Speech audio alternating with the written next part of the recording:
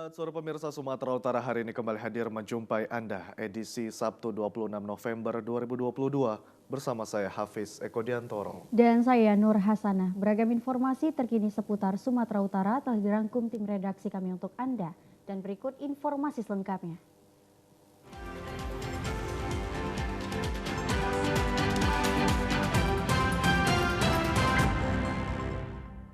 Pemirsa, semua pihak diminta berperan serta dalam mendukung upaya antisipasi bencana banjir yang masih berpotensi terjadi di wilayah Nias Utara. Khususnya warga yang berada di daerah aliran sungai diminta untuk selalu tanggap terhadap bencana banjir.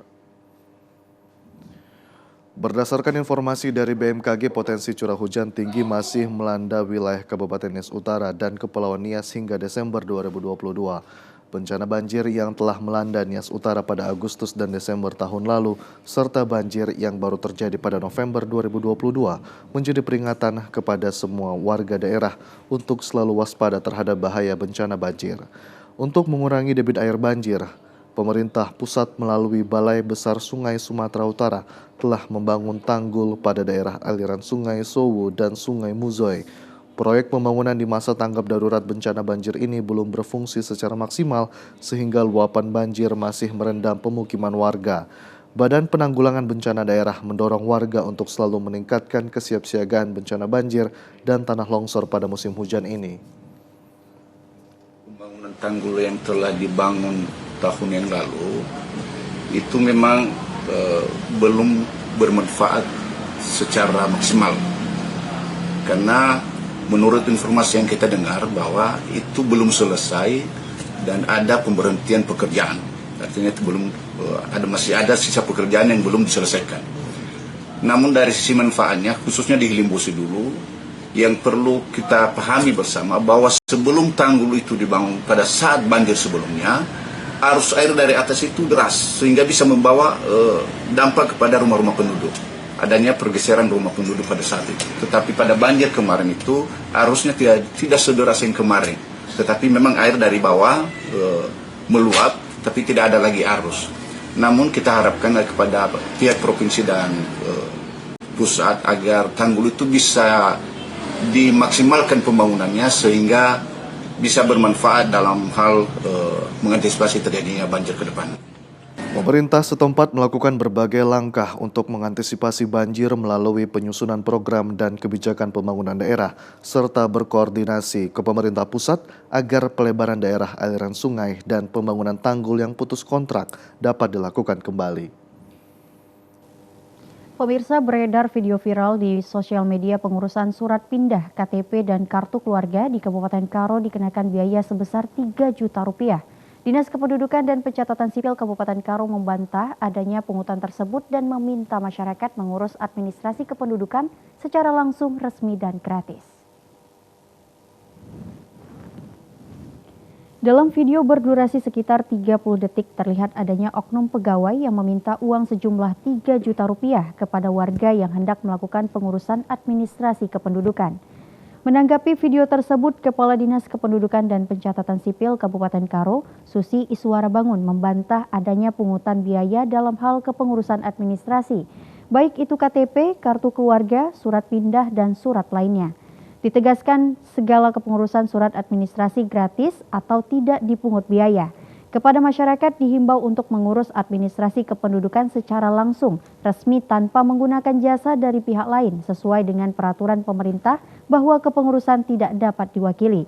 Disduk Capil Karo juga telah menyediakan website resmi untuk mempermudah warga jika ingin melakukan kepengurusan administrasi sehingga warga tidak perlu datang ke kantor Disduk Capil Karo. Di Dinas Kependudukan dan Pencatatan Sipil Kabupaten Karo, kami di sini melayani dengan sepenuh hati sesuai dengan arahan dari pimpinan kami bahwa kami memang harus cepat dan kami di sini melayani dengan gratis. Itu saya jamin di sini gratis dan kami ada pelayanan dengan 2 cara. Boleh melalui langsung, masyarakat datang membawa berkasnya langsung ke loket dan akan diproses. Lalu ada juga pelayanan online. Online cukup masyarakat melalui email. Nanti akan kami proses di sini, lalu nanti kalau berkasnya lengkap, akan kami kirim kembali, masyarakat dapat ngeprintnya di rumah masing-masing. Jadi ini sangat mudah ya, karena ini juga adalah fasilitas yang diberikan oleh pemerintah, terutama dari Dirjen Dukcapil, bahwa pengurusan semua dokumen kependudukan dan pencatatan sipil itu dipermudah.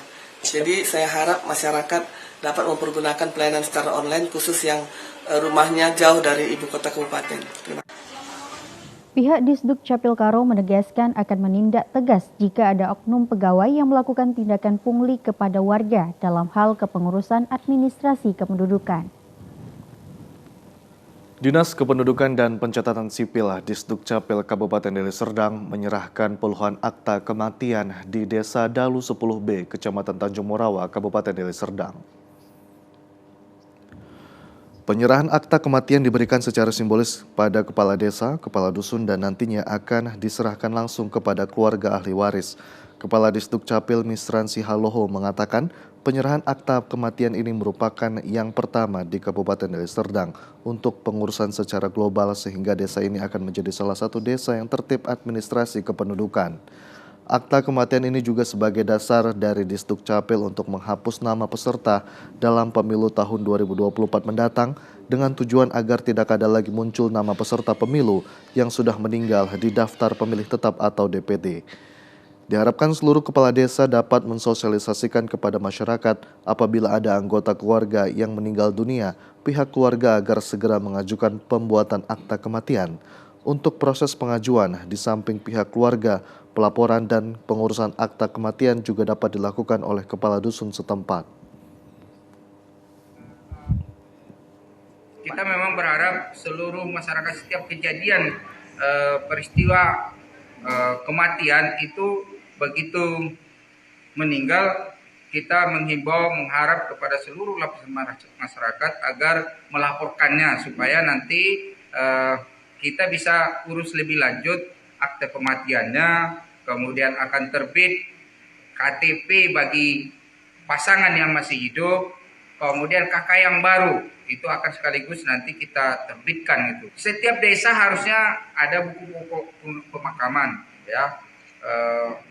Ini maksudnya untuk agar bisa terdata semua penduduk yang meninggal, supaya nanti jangan lagi kejadian misalnya ketika ada pilkada, ada pilpres, ada pemilihan, itu masih banyak juga yang diundang yang telah meninggal gitu. Untuk pengajuan permohonan layanan pembuatan akta kematian agar menyiapkan berkas-berkas persyaratan, diantaranya fotokopi kartu keluarga asli, surat kematian dari dokter, kepala desa, lurah, fotokopi KTP dan KTP asli yang bersangkutan.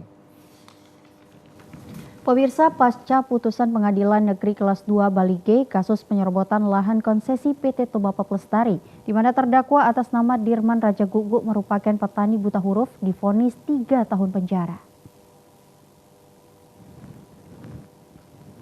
Hal ini menarik perhatian publik dan Forkopimda Kabupaten Toba yang kemudian mengundang pihak keluarga terdakwa bersama masyarakat dengan pihak PT Toba Peplestari. Pada pertemuan di kantor Kepala Desa Parsoburan Barat, Kecamatan Habinsaran, Kabupaten Toba, keluarga terdakwa menyampaikan putusan yang disampaikan majelis hakim dinilai tidak adil, di mana sebelumnya Dirman Raja Guguk dianggap melakukan penyerobotan lahan konsesi PT Toba Peplestari, sementara menurut keluarga korban bahwa lahan tersebut merupakan hak wilayah adat nenek moyang yang sudah puluhan tahun dikuasai oleh masyarakat. Keluarga terdakwa Elfrida Raja Guguk mengatakan ayahnya Dirman Raja Guguk sebagai terdakwa yang menjadi korban tindakan penganiayaan. Ya, sampai hari ini. Dan saya tuh berniat, memang kalau misalkan Pak Jokowi datang sini, saya akan kunjungi Pak Jokowi. Itu paling utama. Dan ini pesan saya yang paling utama. Memang ini tidak seberapa, penderitaan saya ini tidak seberapa menurut negara. Tapi bagi kami, bagi keluarga saya ini sangat menderita, jelas. Kan sangat menderita. Perlakuan orang TPL, bagaimana kami bisa bermitra dengan TPL? Mereka selalu menyiksa kami, intimidasi kami. Bukan hanya ini, bapak saya itu udah 3 kali loh dibuatnya ininya. 3 kali. Pertama itu pembakaran hutan, kedua pencurian kayu, ketiga ini lagi dibilang merusak hutan. Coba. Menanggapi hal tersebut, Bupati Toba Poltak Sitorus meminta kepada unsur instansi terkait bersama pihak PT TPL dan masyarakat untuk melakukan peninjauan ulang atas tapal batas lahan yang menjadi sengketa. Diketahui sebelumnya pada tahun 2004 telah dilakukan pengukuran tapal batas antara lahan masyarakat dan lahan konsesi PT Toba Pelestari. Namun hingga saat ini masyarakat mengklaim lahan tersebut merupakan tanah wilayah adat mereka. Sementara utusan pihak PT Toba Pelestari ketika disinggung mengenai tapal batas lahan konsesi yang diukur pada tahun 2004 tidak dapat memberikan keterangan saat mediasi berlangsung yang disaksikan Forkopimda Kabupaten dan masyarakat. Tapi yang terutama sebenarnya kita minta di sini bahwa ya seperti orang Batak bilang bahwa Mehmet belum dijur, Mehmetan belum dibanding-banding dengan merata tigur undenganan merdamai. Kita ingin ada kedamaian, ada berdamai. Baiklah kita mengupayakan segala upaya untuk kedua belah pihak ini bisa berdamai. Ya kalau energi, pikiran, tenaga kita upayakan, nanti kan ada banding, mereka itu banding. Dan bagaimana nanti fakta-fakta di lapangan kan bisa disampaikan. Apa yang dia sampaikan tadi di sini tentunya akan bisa disampaikan itu di depan pengadilan.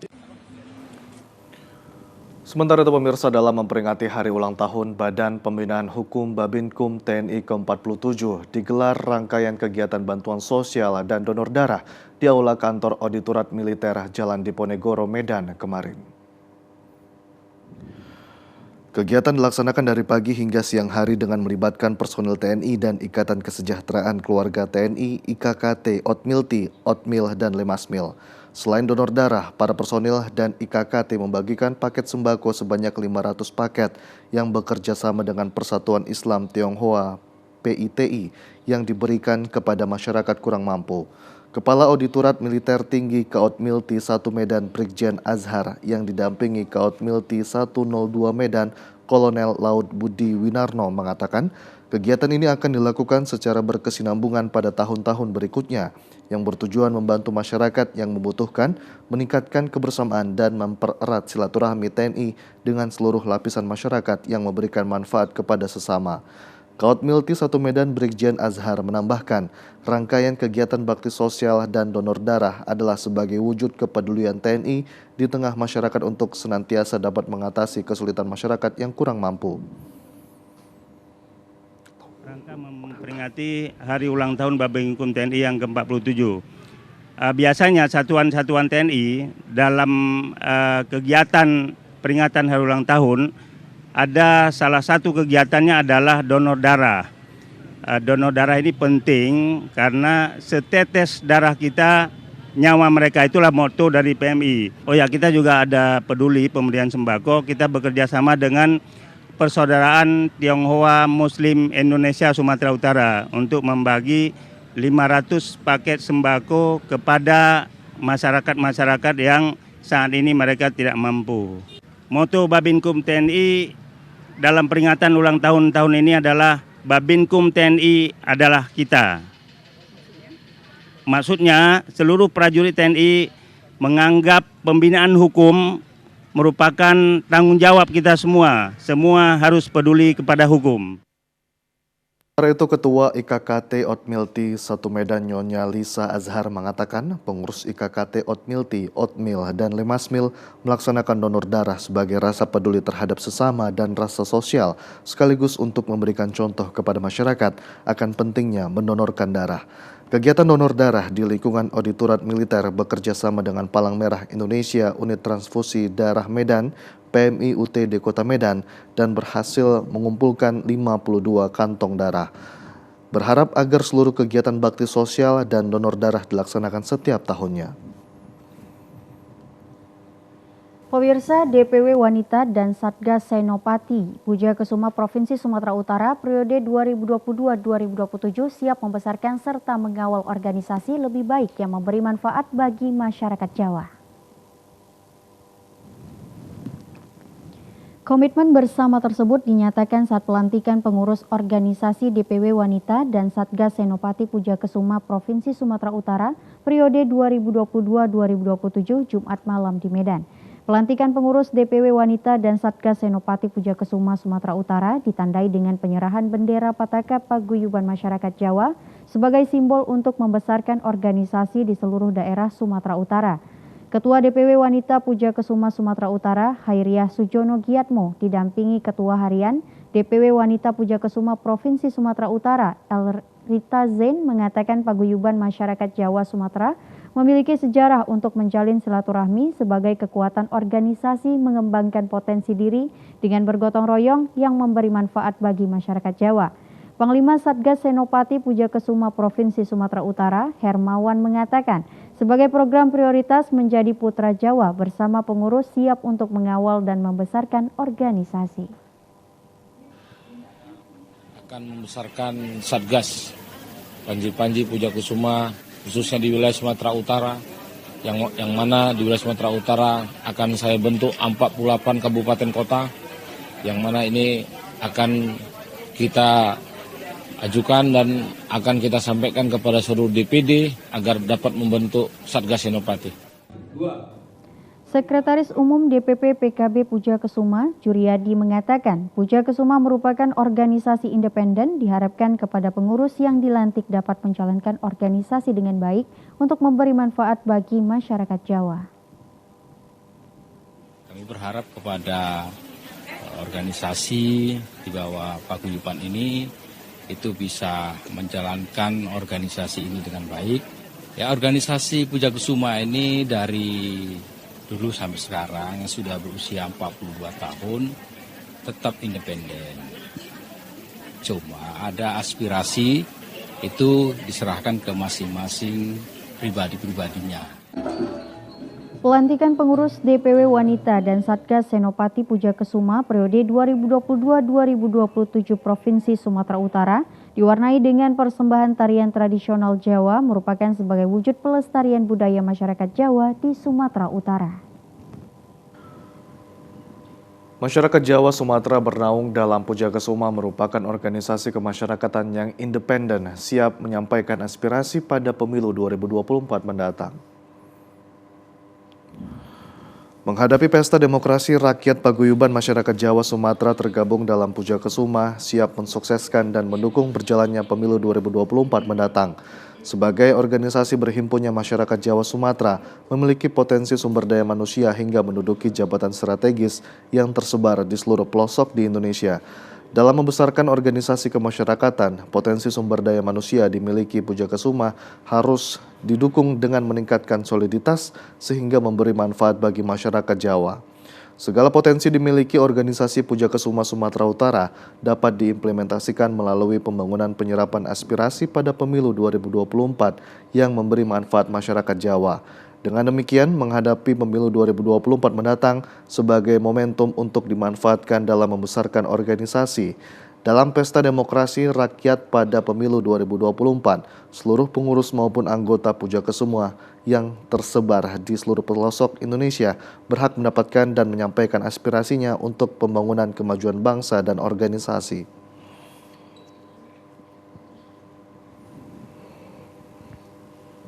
Ya, pemirsa, sejumlah informasi aktual lainnya akan kami hadirkan sesaat lagi. Tetaplah bersama kami di Sumatera Utara hari ini.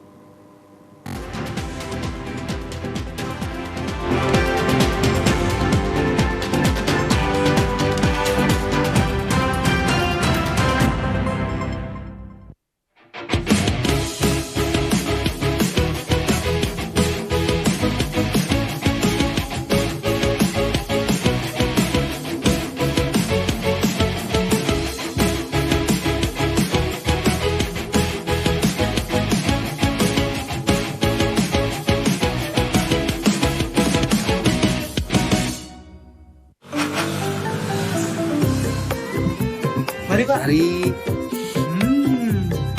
Iya, ini suka warna air. Ah, wangi banget Bu. Ya, mana cukup.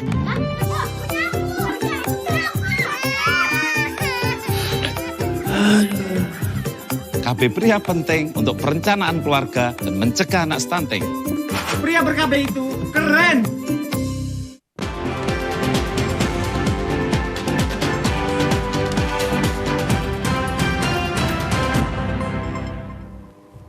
Pemirsa, peringatan Hari Guru diperingati untuk memberikan penghargaan kepada para guru atas jasa-jasa yang telah diberikan kepada murid-muridnya. Peringatan Hari Guru di UPT SMP Negeri 1 Medan pagi tadi dilaksanakan di halaman sekolah SMP Negeri 1 Medan dengan sejumlah kegiatan yang diikuti seluruh siswa.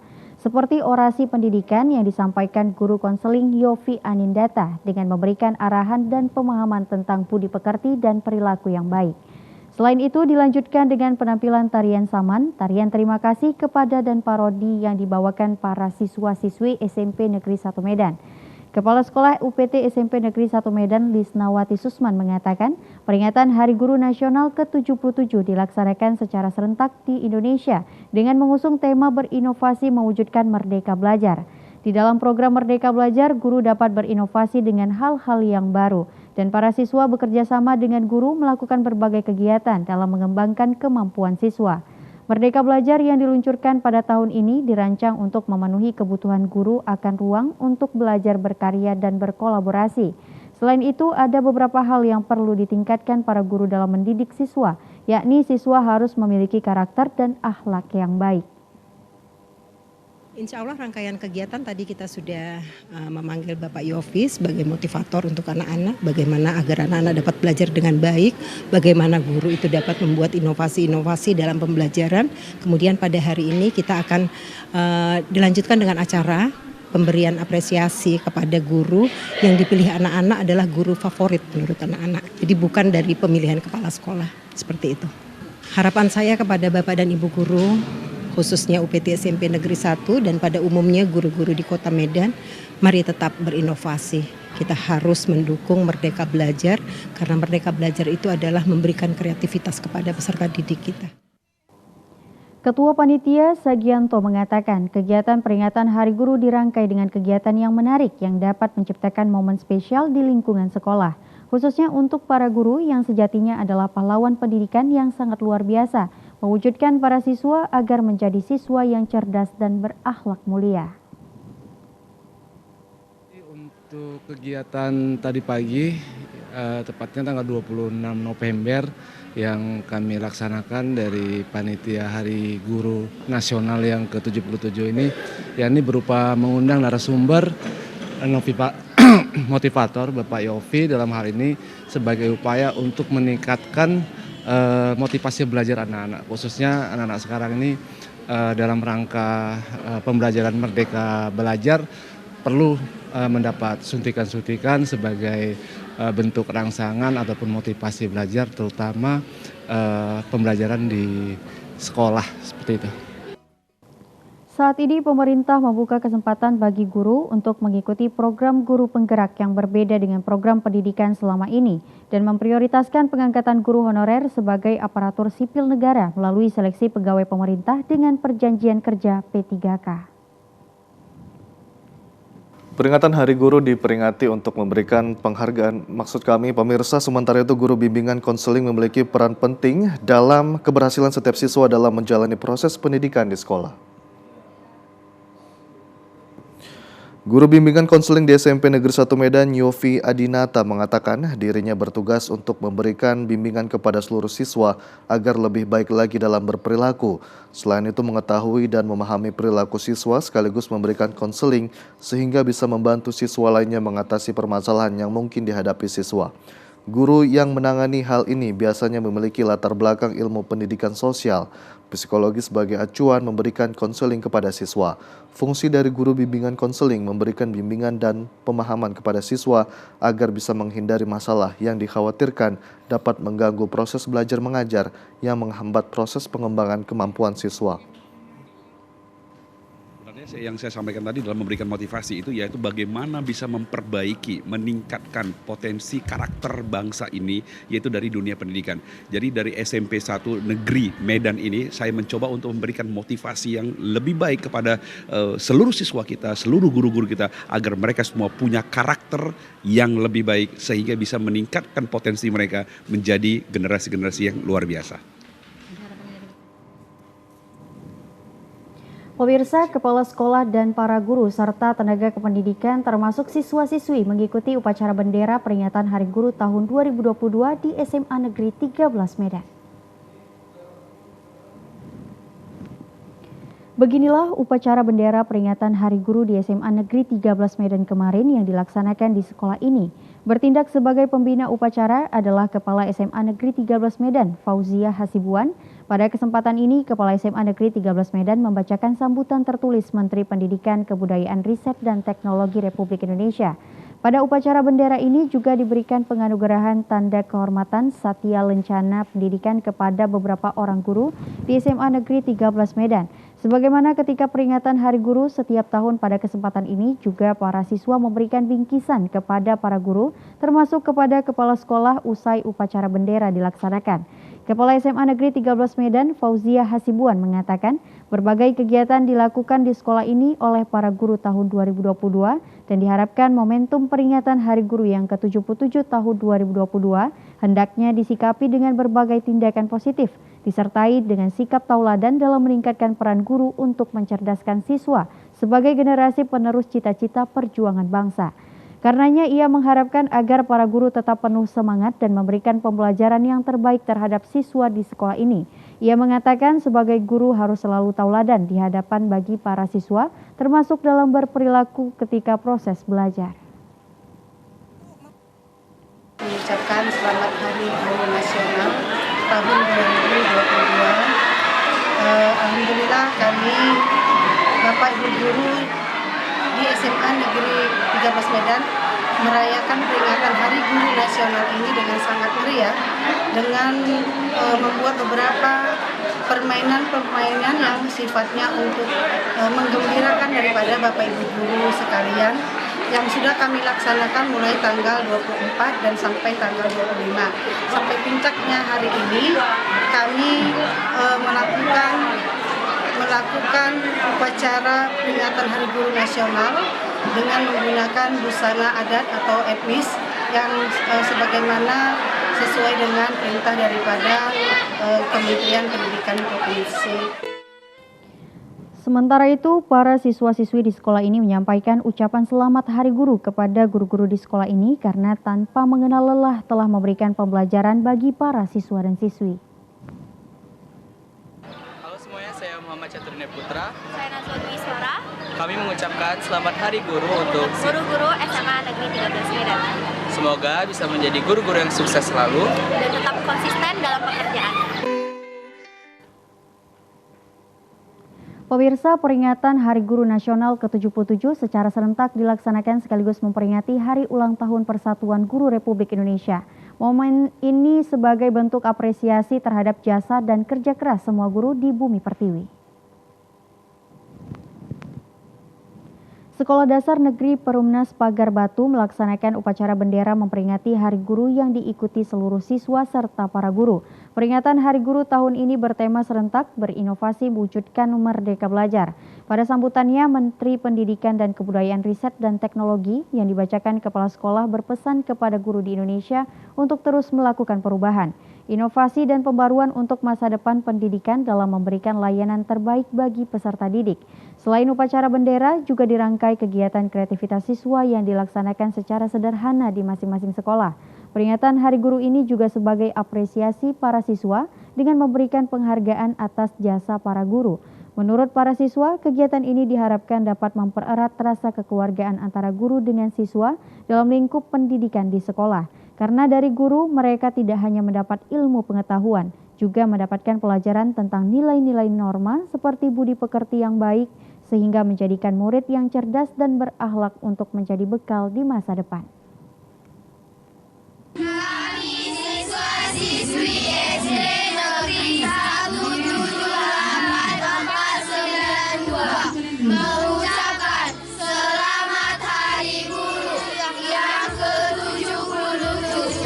Semoga ilmu yang diberikan kepada kami dapat kami laksanakan dengan baik. Peringatan Hari Guru ke-77, puluhan pelajar sekolah Yayasan Pendidikan Islam Al-Fatah membantu membersihkan rumah guru yang terendam air pasca banjir di kecamatan dan 16 kelurahan di Medan. Puluhan pelajar dari sekolah Yayasan Pendidikan Islam Al-Fatah membersihkan rumah seorang guru yang terendam air berada di Jalan Desa Lama Hamparan Perak, Dusun 2, Kabupaten Deli Serdang. Pada Hari Guru, para pelajar kali ini bergotong royong membantu rumah gurunya yang terendam air bercampur lumpur. Dengan membawa peralatan kebersihan seperti sapu dan kain pel, para pelajar dari tingkat SMP dan SMK secara serentak bergotong royong dan membersihkan air yang bercampur lumpur di lantai rumah usai terkena banjir. Guru SMK Yayasan Al-Fatah Wardah mengatakan, kegiatan ini bertujuan meringankan beban guru yang terkena musibah pasca banjir. Saya sangat terkejut sekali Pak, tiba-tiba siswa-siswi dan guru datang kemari untuk membantu membersihkan rumah saya yang sudah 5 hari kebanjiran Pak. Ini hadiah yang besar bagi saya di Hari Guru. Salah seorang murid SMK Yayasan Al-Fatah, Anissa Fadila, mengatakan selain untuk membantu meringankan pekerjaan guru juga menanamkan nilai edukasi akan pentingnya menjaga kebersihan secara bergotong royong.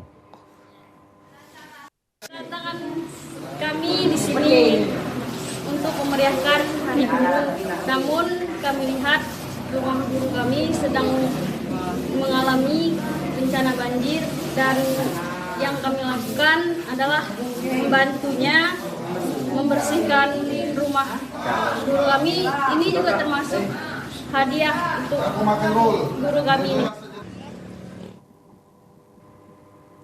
Pemirsa, kami akan segera kembali dengan sejumlah informasi lainnya. Tetaplah bersama kami.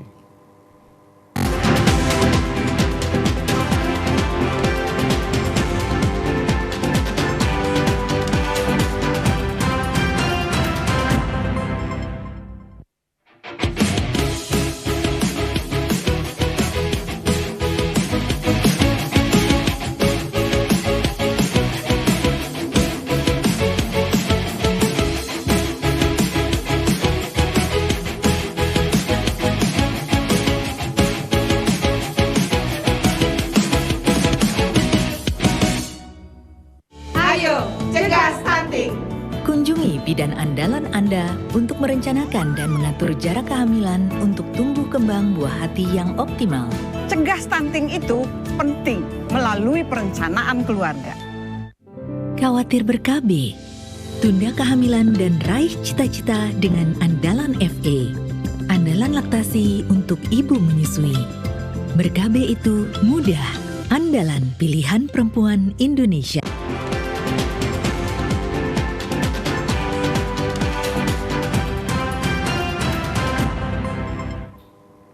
Pemirsa, guna mencerdaskan anak bangsa di desa terpencil, tidak jarang seorang guru rela mengorbankan keluarganya bahkan nyawanya untuk peserta didiknya. Hal ini dapat dilihat pengabdian seorang guru menyeberangi pulau dengan sampan kecil untuk menuju sekolah. Beginilah potret guru di desa terpencil di Desa Pangkalan Siata, Kecamatan Pangkalan Susu, Kabupaten Langkat.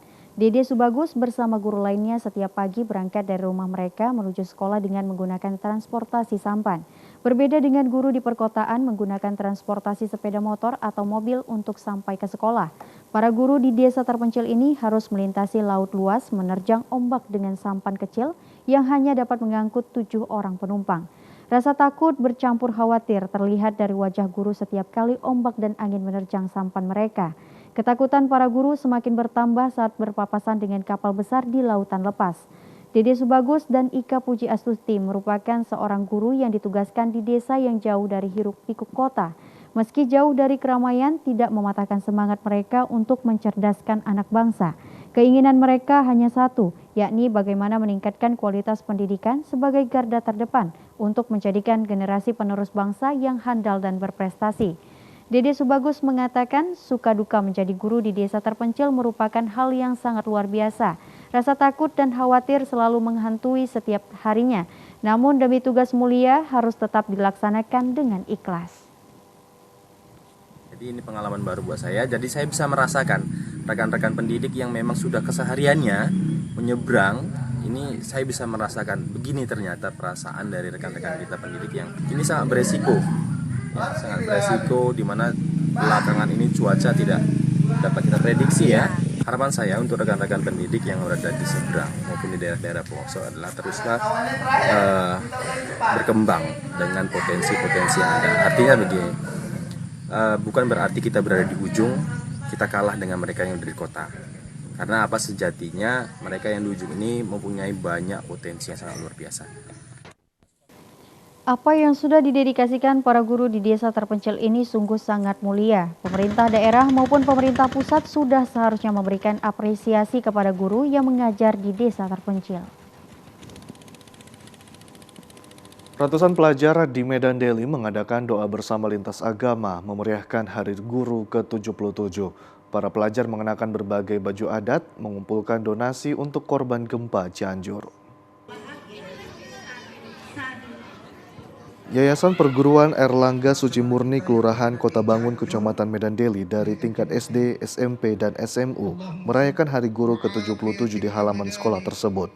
Para pelajar, tokoh agama, tokoh masyarakat, dan muspika kecamatan mengadakan doa antar lintas agama mendoakan korban gempa di Cianjur. Selain mendoakan korban gempa, para pelajar yang mengenakan berbagai baju adat sebagai lambang kebinekaan mengutip donasi yang nantinya akan disalurkan melalui sekolah guna meringankan korban gempa Cianjur. Kepala Sekolah Yayasan Perguruan Erlangga Suci Murni Khadijah mengatakan, memeriahkan Hari Guru ditampilkan berbagai pentas seni dan bazar. Para guru juga mengajak murid melakukan doa bersama dan mengumpulkan donasi. Mengadakan kegiatan Hari Guru yang diisi oleh doa bersama dengan para siswa kami dalam lintas agama untuk korban di Cianjur. Juga kami di sini menampilkan berbagai kreativitas dari siswa-siswa kami. Jadi di hari Guru yang ke-77. Salah seorang murid sekolah kelas 10 Yayasan Perguruan Erlangga Suci Murni, Angel Prisesa, mengharapkan bencana yang terjadi di Cianjur segera berakhir dan kehidupan masyarakatnya bisa berjalan normal kembali. Pakaian adat ini untuk kegiatan acara Hari Guru ini, dan kami mengutip donasi untuk para korban gempa di Cianjur, dan semoga guru-guru yang berada di Cianjur dapat diberi ketabahan di Hari Guru ini. Untuk memeriahkan Hari Guru, para pelajar juga mengumpulkan donasi dengan harapan agar para guru yang menjadi korban gempa di Cianjur diberikan kekuatan dan ketabahan. Melalui doa bersama ini, bangsa Indonesia segera bangkit dan tetap mengedepankan toleransi, persatuan dengan menjunjung semangat bergotong royong. Pemirsa, angin puting beliung merusakkan 4 rumah di lingkungan 5 Purwosari, Kelurahan Kota Batu, Kecamatan Nas 910, Kabupaten Labuhan Batu Utara. Warga korban puting beliung berharap bantuan dari pemerintah untuk memperbaiki rumah mereka. Beginilah kondisi rumah warga yang rusak parah akibat diterjang angin puting beliung. Seluruh atap rumah tersebut terlepas dan terbawa angin sejauh hingga 20 meter. Angin disertai hujan lebat menghantam pepohonan dan rumah di saat penghuni berada di dalam rumah. Salah seorang warga korban angin puting beliung, Sularno, mengatakan peristiwa tersebut terjadi pada pukul 4 sore di mana saat itu turun hujan lebat dan angin kencang tiba-tiba menghantam atap rumahnya. Angin puting beliung juga merusak 3 rumah warga lainnya. Mulai jam 4 sore. Dalam rumah lah itu semua kan, buat sementara ya nggak tahu lah, tiba-tiba udah tak ada ramu rumah, udah apalah terbang gitu aja. Angin dari sana bawa ke arah ke atas ini ke ulu gitu ya, ke bawah. Sehingga terangkat semua habis. Nah, adalah sisa dia apa? Ada sisa. Ya mohon bantuannya lah, apa ada apanya itulah. Lurah Aik Kota Batu, Irham Dani turut prihatin atas terjadinya bencana angin puting beliung yang menimpa warga di Dusun 5 Purwosari dan selanjutnya melakukan koordinasi dengan camat serta meninjau dan memberikan bantuan guna meringankan beban warga korban angin puting beliung. Langsung ke lokasi, bahasanya dampak dari angin puting beliung tersebut merusak rumah warga, dan alhamdulillah kita sudah memberikan berupa bantuan kepada warga ala kadarnya, sehingga dapat membantu meringankan beban dari keluarga atau saudara-saudara kita yang tertimpa musibah. Kita sudah konfirmasi melalui Bapak Camat, alhamdulillah dari pihak BPBD dan Tagana juga sudah hadir, dan dari Dinas Sosial juga jam 11 tadi malam sudah hadir untuk memberikan berupa bantuan. Dan alhamdulillah kita juga sudah konfirmasi kepada Pemkab Kabupaten Labuan Batu Utara melalui Bapak Camat Kecamatan Asmes Guru. Angin puting beliung tersebut tidak terdapat korban jiwa, namun warga mengalami kerugian mencapai puluhan juta rupiah. PT Marisi Abadi Sejahtera Mas Group melaksanakan anniversary ke-7 bertujuan agar masyarakat luas lebih mengenal perusahaan tersebut yang sedang gencar merekrut tenaga kerja, khususnya di seluruh Sumatera. PT Mas Group yang tersebar di seluruh Sumatera mulai dari Sumatera Utara, Lampung, Palembang, Jambi, Pekanbaru sedang melakukan ekspansi ke seluruh Nusantara. Berbagai acara untuk memperkenalkan perusahaan ini telah dilakukan, diantaranya dengan menyelenggarakan meeting dan seminar dengan mengikut sertakan kaum milenial agar bergabung di perusahaan tersebut. Perusahaan ini bergerak di bidang jasa dan kesehatan yang lebih cenderung kepada manajemen development program yang memiliki suatu akademisi untuk pengembangan sumber daya manusia. Mas Group saat ini berada dalam proses pendistribusian herbal dengan berbagai produk. Untuk ke depan ditargetkan akan membuka 50 cabang di seluruh Indonesia dengan agenda mempromosikan 100 new manager yang akan berkantor pusat di Jakarta. Direktur Utama Mas Group Thomson Marisi Parapat mengatakan, perintis bisnis layanan kesehatan adalah langkah yang berpeluang menghasilkan keuntungan. Dikatakan perusahaan ini memberikan dampak kesehatan dan ekonomi sepanjang nasabah tetap sehat secara jasmani. Kesehatan menjadi hal terpenting bagi setiap nasabah atau masyarakat untuk produktif mencapai kesuksesan.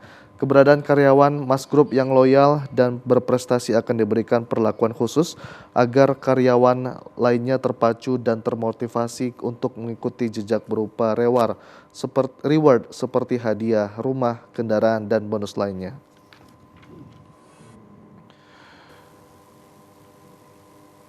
Ya pemirsa, sejumlah informasi menarik lainnya akan kami hadirkan sesaat lagi. Tetaplah bersama kami di Sumatera Utara hari ini.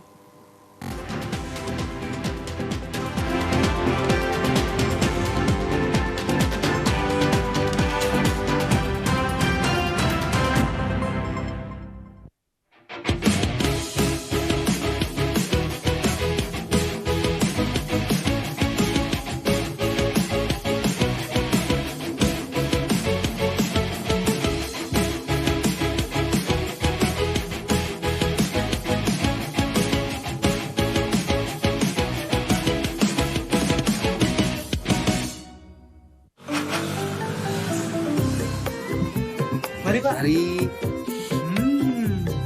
Iya, ini masih kawan ayah. Ah, wangi banget Bu. Ya, mana cukup.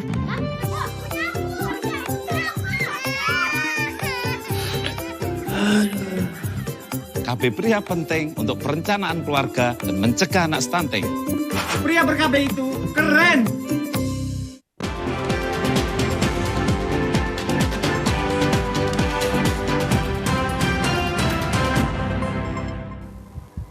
Pemirsa kecewa dengan sikap Bupati Asahan yang tidak memasukkan dana insentif sebesar Rp300.000 per bulan kepada tenaga kesehatan dalam RAPBD tahun 2023. Sejumlah tenaga kesehatan berjalan kaki menuju Istana Negara untuk meminta kebijaksanaan pemerintah pusat. Puluhan tenaga kesehatan berkumpul di perbatasan Kabupaten Asahan dengan Kota Aik Kanopan, Labuan Batu Utara melepas kepergian rekan kerja mereka. Sebanyak 7 orang dengan perlengkapan dan bekal di ransel sebagai perwakilan nakes se-Asahan berjalan kaki menuju Istana Negara.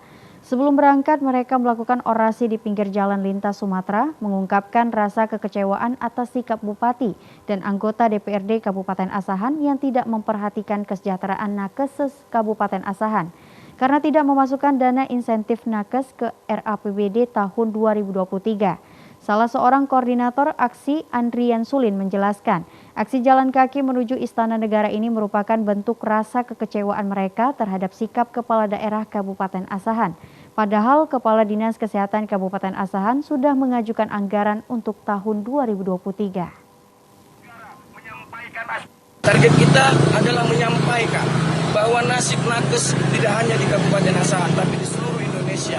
Standar pengharapan dan penghargaan pemerintah daerah itu sangat-sangat minim kepada para tenaga medis di seluruh Indonesia, khususnya Kabupaten Asahan. Dan kita ingin menyampaikan bahwa bupati kita ini tidak profesional dan tidak peduli terhadap nakes yang ada di Kabupaten Asahan. Sementara tetangga sebelah kota Tanjung Balai mampu mengalokasikan dana 500.000 per bulan untuk para nakesnya setiap bulan dan sudah berjalan selama 4 tahun. Dan mereka berharap sesampainya di Istana Negara, para nakes melakukan aksi jalan kaki tersebut dapat langsung bertemu dengan Kepala Negara untuk menyampaikan harapan mereka. Pekan Olahraga Air Minum Nasional Porpamnas 2022 yang berlangsung 23 hingga 26 November 2022 di Medan tadi malam resmi ditutup. Pada Porpamnas 2022 ini, kontingen Jawa Barat berhasil mempertahankan juara umum dengan meraih 12 medali emas. Wakil Ketua Umum Perpamsi Kabir Bedi yang juga Direktur Tirtana di Medan mengucapkan terima kasih kepada semua kontingen daerah yang hadir menyemarakan Porpamnas ke-7 2022 di Sumatera Utara ini. Kabir juga menyampaikan selamat kepada kontingen Jawa Barat yang berhasil mempertahankan juara umum untuk yang keempat kalinya. Dalam ajang olahraga tukang ledeng yang digelar 2 tahun sekali sebagai juara umum Jawa Barat berhasil mengumpulkan 12 emas, 3 perak, dan 2 perunggu. Diikuti Sumatera Utara dengan 4 emas, 5 perak, dan 4 perunggu. Sementara itu Jawa Timur dengan 3 emas, 2 perak, dan 1 perunggu. Diikuti Bali dengan 2 emas, 1 perunggu, dan selanjutnya Nusa Tenggara Barat, Jawa Tengah, dan Kaltim masing-masing meraih 1 emas. Ketua Umum Perpamsi lalu Ahmad Zaini menyampaikan apresiasi dan terima kasih kepada pengurus daerah yang telah melaksanakan penyelenggaraan Porpamnas ini dengan baik. Ahmad Zaini juga menyampaikan terima kasih kepada semua kontingen dari Aceh sampai Papua dari 22 daerah yang mengikuti turnamen sejak hari pertama telah mencerminkan kebinekaan, di mana pada event ini nuansa silaturahmi lebih dikedepankan daripada persaingan. Ahmad Zaini juga mendorong Perpamsi daerah untuk terus melakukan pembinaan atlet-atlet daerah guna membantu meraih prestasi lebih tinggi lagi. Sementara itu, Sekretaris Daerah Sumatera Utara diwakili Kabiro Perekonomian Naslindo Sirait menyampaikan olahraga saat ini tidak lagi sebagai aktivitas menyehatkan jasmani, akan tetapi telah berkembang sebagai sumber industri yang berkaitan dengan ekonomi. Sementara itu berkaitan dengan negara, olahraga juga sudah menjadi identitas daya saing kebanggaan sebuah bangsa. Untuk itu Naslindo menyampaikan olahraga Porpamsi ini adalah kegiatan yang positif, di mana negara dalam proses pemulihan ekonomi. Dalam event ini berkumpul ribuan kontingen di Sumatera Utara. Dalam 1 pekan diperkirakan ada perputaran uang sejumlah 15 miliar rupiah. Kami mendorong supaya PDAM betul-betul membina para atlet, bisa dari internalnya, bisa juga dari luar, kelompok-kelompok atlet yang ada di luar itu, klub-klub yang ada di luar itu dibantu, dibina, supaya kita bisa mengembangkan olahraga nasional ini dengan baik. Dengan acara-acara seperti ini memang kita harus membantu pemerintah. Karena jujur kalau di daerah, PDAM inilah di luar bank daerah seperti kita Bank Sumut, PDAM inilah yang dikira mampu untuk bisa membantu pemerintah mengembangkan olahraga di tingkat lokal, di daerah, dan tentu itu semua bisa bergerak secara nasional. Clear kepada kontingen Jawa Barat yang telah berhasil mempertahankan juara umum untuk yang keempat kalinya secara berturut-turut.